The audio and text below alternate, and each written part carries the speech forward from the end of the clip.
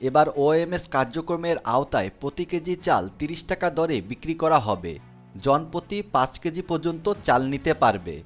দেশের ৪২২টি উপজেলায় প্রতিদিন ২ মেট্রিক টন ওএমএসের চাল বিক্রির সিদ্ধান্ত নিয়েছে খাদ্য মন্ত্রণালয়।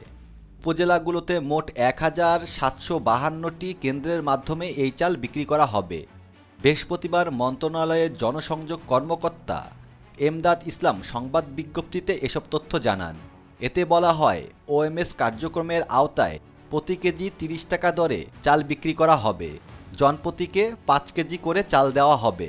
মন্ত্রণালয় আরও জানায়, আগে মোট ৯০৮টি কেন্দ্রের মাধ্যমে ওএমএসের কার্যক্রম পরিচালনা করা হতো। নতুন সিদ্ধান্ত অনুযায়ী আগের কেন্দ্রগুলোর সঙ্গে ৮৪৪টি কেন্দ্র যুক্ত হচ্ছে। আগে দেশে ৯০৮টি কেন্দ্রের মাধ্যমে ওএমএসের চাল ও আটা বিক্রি হতো, কিন্তু এবার নতুন করে আরও ৮৪৪টি কেন্দ্রে বিক্রি শুরু হচ্ছে। দ্রব্যমূল্যের ঊর্ধ্বগতিতে নিম্ন আয়ের মানুষের খাদ্য নিরাপত্তা নিশ্চিত করতে এ পদক্ষেপ নেওয়া হয়েছে বলে সংশ্লিষ্ট এক দায়িত্বশীল কর্মকর্তা এ তথ্য জানান। নতুন কেন্দ্রগুলো উপজেলা সদরের বাইরে থাকবে এবং প্রথম পর্যায়ে জানুয়ারি ও ফেব্রুয়ারি পর্যন্ত এ কার্যক্রম পরিচালনা করা হবে।